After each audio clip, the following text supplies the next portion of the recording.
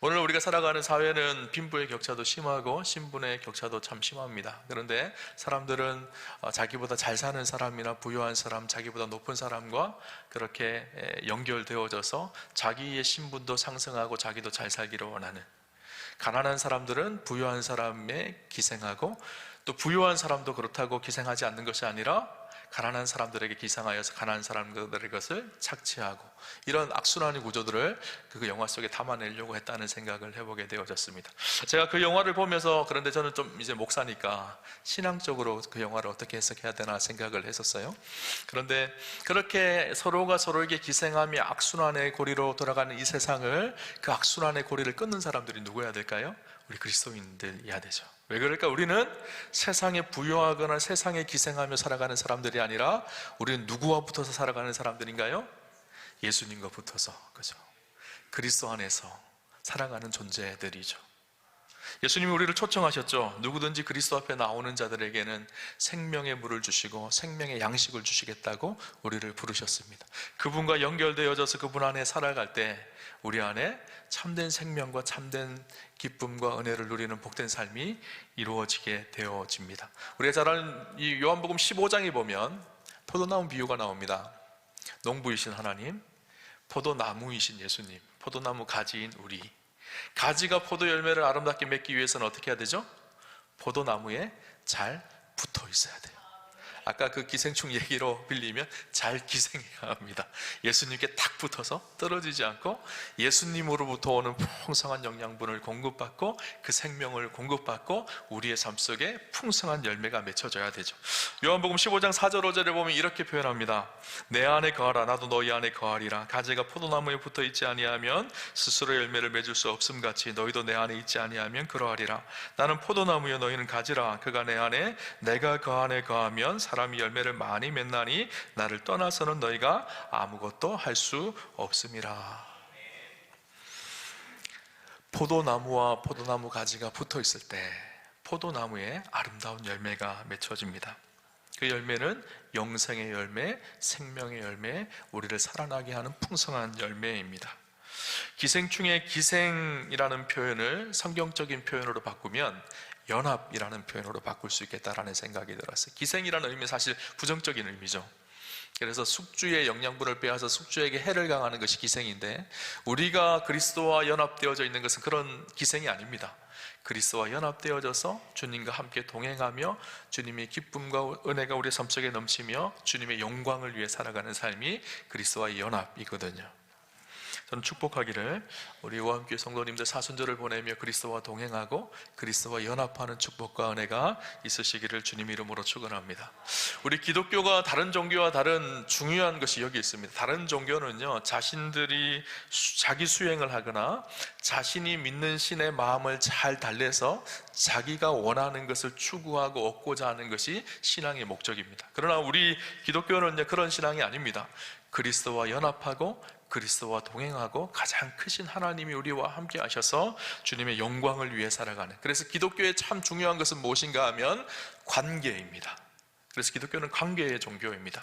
하나님을 사랑하고 하나님의 그 사랑을 누리고 그 사랑의 관계 안에서 주님과 동행하는 임마누엘의 축복이 있는, 그것이 가장 큰 복이죠. 세상에 그 무엇을 얻어서가 아니라, 내가 부유하게 되어져서가 아니라 주님과 함께하는, 주님과 동행하는 그 복을 누리는, 그것이 우리가 믿는 기독교입니다. 여러분, 저는 우리 안에 가장 큰 복인 임마누엘의 복, 가장 큰 복이 뭐죠? 하나님 당신이 복이잖아요, 그죠? 예수님 당신이 복이잖아요. 그 주님을 얻고 그 주님과 함께하는 것, 이것이 가장 큰 은혜이고 축복인 것이죠.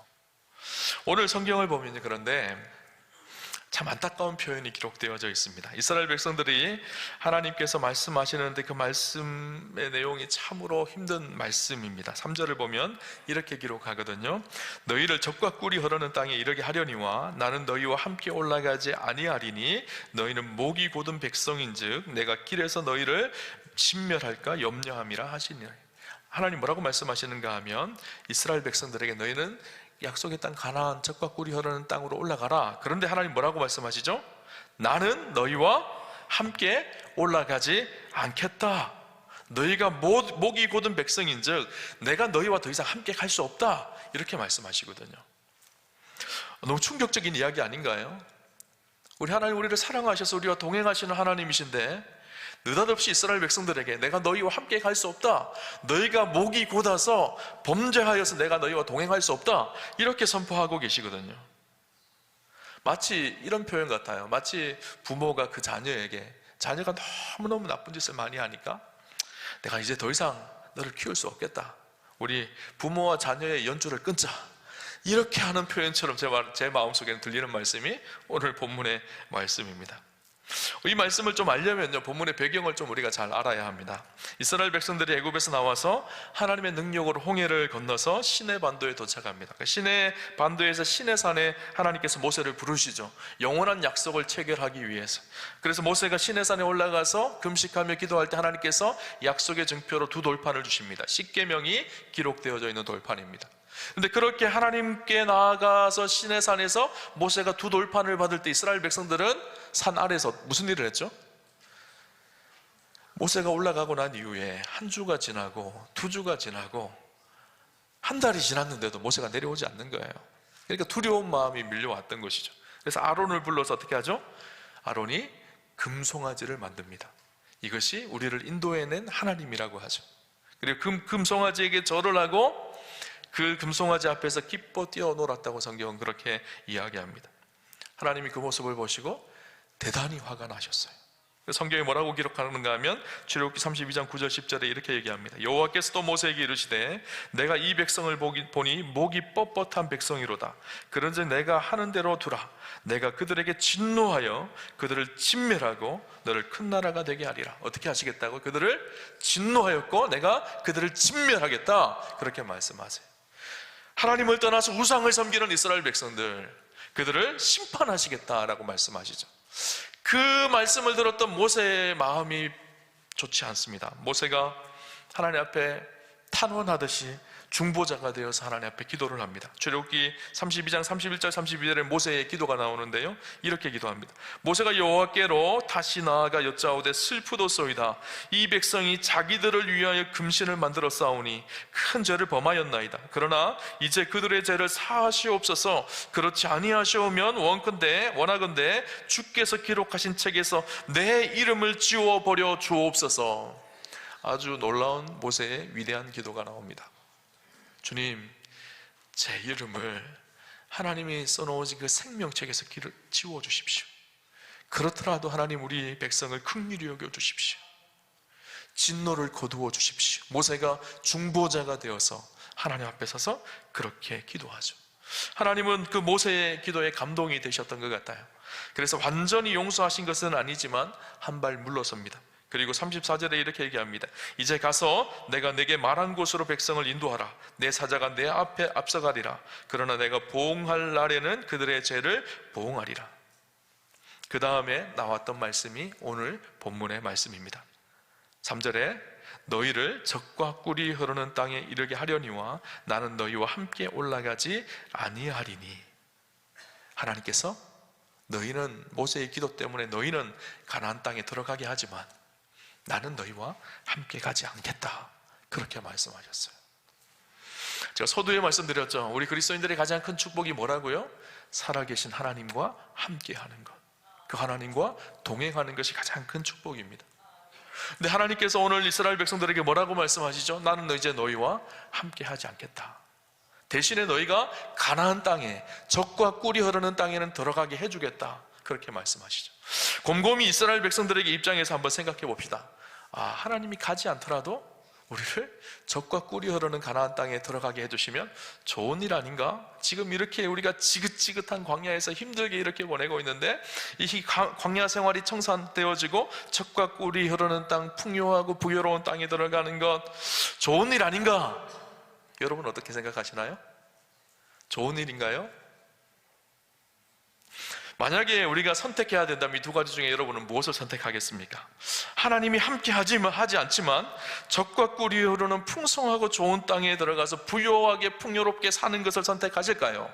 아니면 하나님께서 함께 하시지만 그곳이 광야 같은 곳이고 힘들고 어려운 곳이지만 하나님과 동행하는 곳을 여러분 선택하기를 원하십니까? 어떤 곳을 선택하기를 원하시나요? 전자를 선택하기를 원하시나요? 아니면 후자를 선택하기를 원하시나요? 하나님 없이 부유하고 풍요롭게 사는 것이 좋으신가요? 하나님과 함께 하지만 광야 같은 곳에 사는 것이 좋은 곳인가요?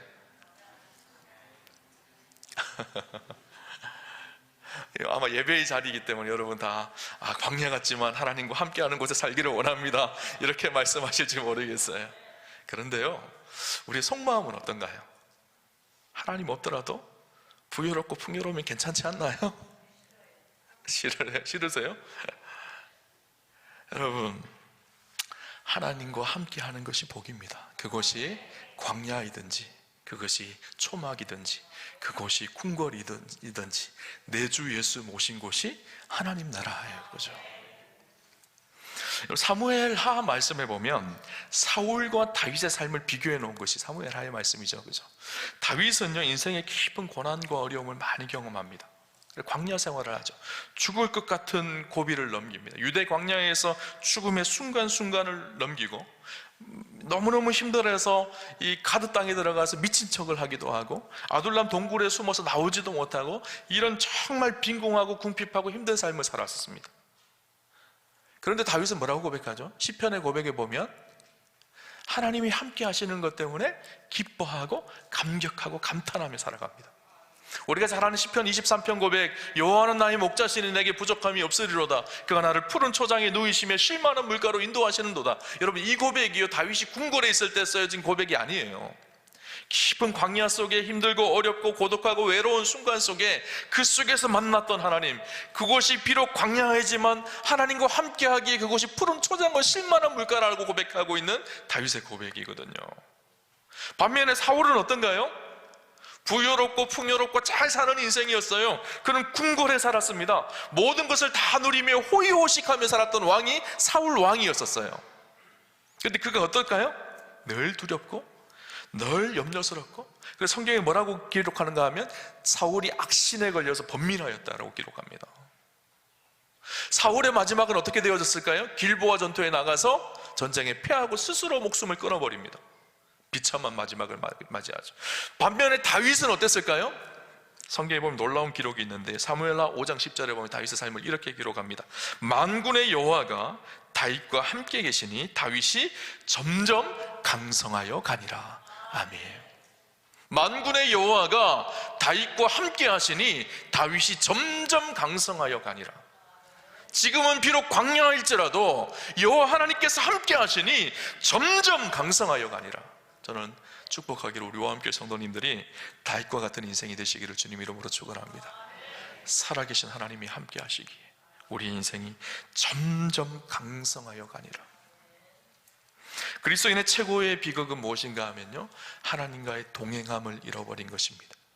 하나님과의 연합, 그리스도 안에서 살아가는 삶을 잃어버린 것이죠. 오늘 모세와 이스라엘 백성들은요, 하나님이 함께 가지 않겠다는 말을 듣고 어떻게 하였을까요? 오늘 본문 4절을 보니까 뭐라고 얘기하는가 하면 자기의 몸을 단장하지 않았다라고 기록을 합니다. 왜 자기의 몸을 단장하지 않았을까요? 오늘 성경을 좀 더 볼까요? 오늘 본문 4절 5절 말씀을 한번 같이 보겠습니다. 백성이 이 준엄한 말씀을 듣고 슬퍼하여 한 사람도 자기의 몸을 단장하지 아니하니 여호와께서 모세에게 이르시기를 이스라엘 자손에게 이르라.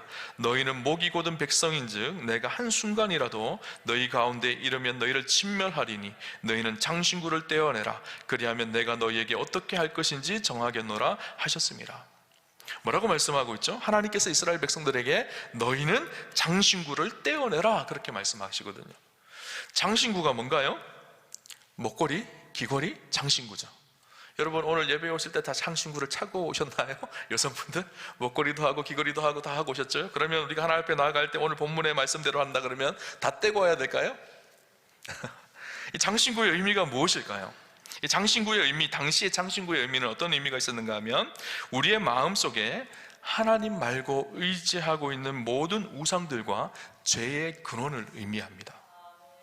무슨 말인가 하면 당시 장신구는요, 몸을 치장하는 것이기도 하지만 다른 중요한 의미가 있습니다. 이스라엘 백성들이 출애굽에서 나올 때 애굽에 있는 장신구들을 가지고 나왔거든요. 그 장신구 속에는 각종 애굽의 신상들과 우상의 모습들이 새겨져 있었습니다. 그것을 품고 따라 나온 것이죠. 성경에 보면요, 아브라함이 출애굽 전에 400년 전에 아브라함이, 하나님께서 아브라함에게 주신 약속이 있는데, 그때 아브라함에게 주신 약속이 무엇인가 하면 너희가 애굽에서 출애굽하는 과정에 대해서 미리 말씀하십니다. 창세기 15장 14절에 보면 이렇게 말씀하시는데요, 그 섬기는 나라를 내가 징치할지며 그 후에 내 자손이 큰 재물을 이끌고 나오려. 그때 출애굽할 때 너희가 큰 재물을 가지고 나올 것이다, 하나님께서 아브라함에게 미리 약속하셨습니다. 그런데 그 말씀이 어떻게 성취되는가 하면 출애굽기 12장 35절 36절에 이렇게 얘기합니다.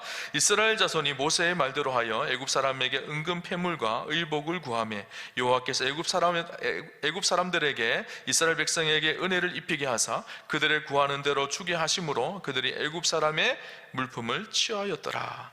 그들이 나올 때 애굽 사람이 준 모든 패물들을 가지고 그렇게 나왔다라고 이야기하고 있죠. 이후에 어떤 일이 일어났을까요? 그 패물, 금을 다 모아서 아론의 금송아지를 만드는 데 사용하게 되어집니다. 하나님은 그 애굽 사람들이 품었던 우상이 새겨져 있고 섬겼던, 의지했던, 당시에 그래서 금은, 패물, 이 장식품들을 통해서 모든 악한 것으로부터 자기를 보호하고 지켜준다는 그 신앙적인, 미신적인 속성이 그 패물들 속에 다 있었거든요. 그러니까 하나님 뭐라고 말씀하시죠? 그것을 과감하게 제거하라는 거예요. 다 떼내라는 거예요. 데살로니가서 5장 22절 말씀처럼 악은 모든 모양이라고 버리라고 하셨던 것처럼 그들이 출애굽하면서 애굽에서 가져왔던 애굽의 풍습과 습관과 애굽의 모든 우상 숭배했던 모든 모습들을 일시에 다 제거하라는 것을 말씀하고 있는 것이죠. 우리가 하나님의 백성으로 살아갈 때 반드시 결단해야 될 것이 있죠. 우리의 옛사람을 벗어버리는 것입니다. 그리스도를 믿기 이전에 옛 자아와 욕심과 탐욕과 정욕을 십자가에 못 박아 버리는 것이죠. 여러분, 세례를 받는다는 의미가 무슨 의미죠? 세례 다 받으셨잖아요. 세례를 받는다라는 것은요, 그리스도와 함께 죽는다라는 거거든요. 나의 옛 자아를 십자가에 못 박아 죽게 한다라는 거거든요.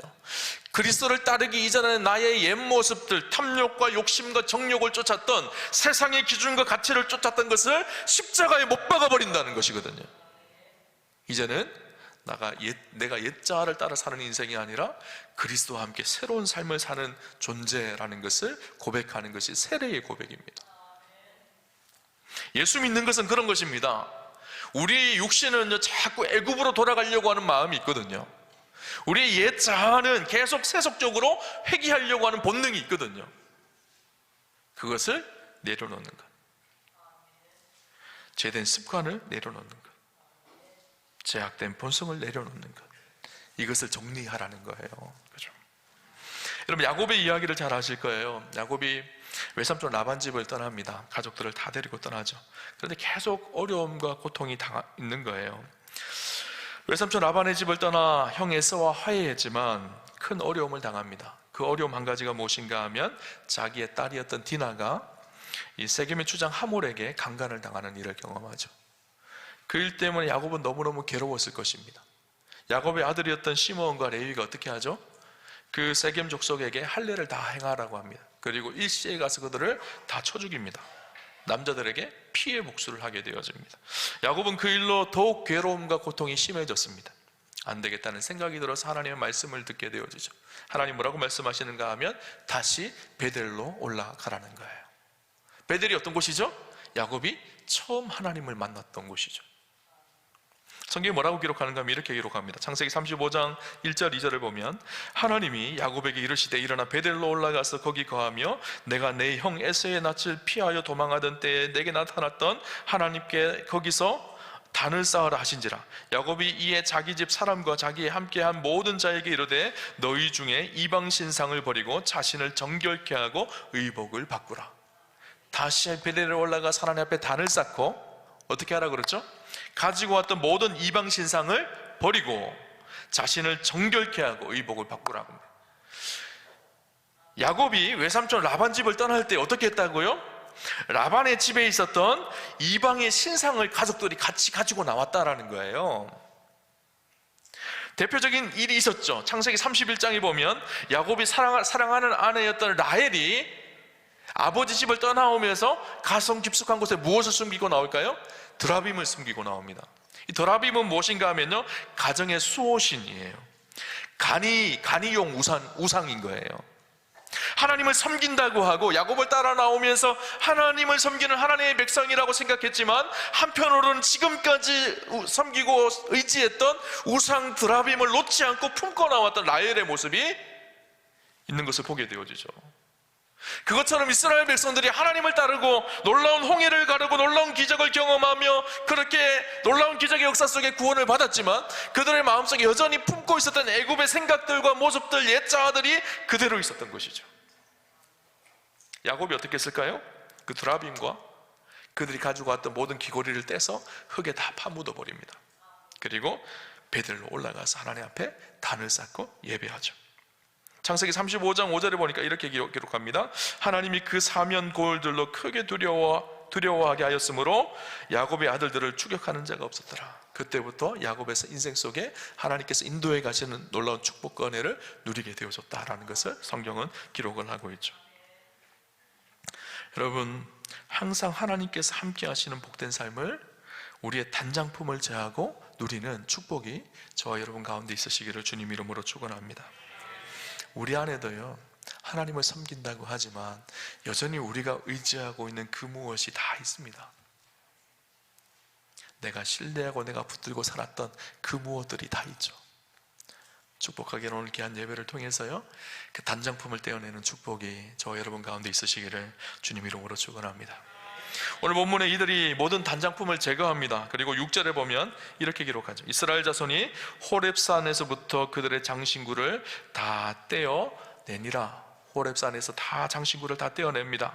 그리고 나서 모세가 어떻게 했을까요? 7절에 보니까 모세가 항상 장막을 취하여 진 밖에 쳐서 멀리 떠나게 하고 회막이라 이름하니 여호와를 앙모하는 자는 다 진 바깥 회막으로 나아갑니다. 단장품을 다 떼어냈던 그들이 성 바깥, 진 바깥에 있었던 회막으로 나아갑니다. 회막이 뭐 하는 곳일까요? 회막은요, 성막이 세워지기 전에 회막을 만들어서 하나님을 만났던 곳이 회막입니다. 그래서 표준세 번역에 보면 보다 쉽게 잘 번역이 되어 있는데요, 모세는 그 장막을 주님과 만나는 곳이라고 하여 회막이라고 하였다. 주를 찾을 일이 생기면 누구든지 진 밖에 있는 이 회막으로 갔다. 주님과 만나는 곳, 그 회막으로 달려갔던 것이죠. 자기가 가지고 있는 장신구들을 다 떼어내고 회막으로 가서 하나님 앞에 섭니다. 그때 어떤 일이 일어났을까요? 9절에 보니까 모세가 회막에 들어갈 때 구름 기둥이 내려 회막문에 서며, 하나님의 임재가 다시 이스라엘 가운데 임하는 놀라운 역사가 있죠. 장식품을 다 떼어내고 하나님을 만나는 회막 안으로 들어가니까 하나님께서 그곳에 임재하시고 함께 하시는 그 은혜를 다시 경험하고 누리는 축복이 이스라엘 가운데 회복되어집니다. 그리고 11절에 뭐라고 얘기하는가, 이렇게 얘기합니다. 사람이 자기의 친구와 이야기함 같이 여호와께서 모세와 대면하여 말씀하십니다. 사람이 친구와 이야기하는 것처럼 하나님께서 모세와 그렇게 이야기하셨다라는 거예요. 너무 멋있는 것 같아요. 우리도 이렇게 되면 참 좋겠다라는 생각이 들었어요. 하나님이 친구와 대화하는 것처럼 늘 가까이 친밀하게 그분과 교제하고 나누고 함께하는 축복. 여러분, 가장 큰 복은요, 이거예요. 하나님과 함께하는 것, 그 하나님과 동행하는 것. 여러분, 사순절을 우리가 시작하면서 보내고 있습니다. 사순절 우리가 가지고 있는 장식품들을 좀 떼어냅시다. 하나님 말고 의지했던 것들을 좀 내려놓읍시다. 그리고 하나님 바라보고 우리의 기도의 자리, 예배의 자리, 회막 안으로 들어갑시다. 그리고 그 주님을 만나는 축복과 은혜, 모세가 하나님을 친구와 만났던 것처럼 그렇게 우리도 주님을 친구처럼 만나는 그런 축복이 우리 사랑하는 성도님들과 함께 하시기를 주님 이름으로 축원합니다.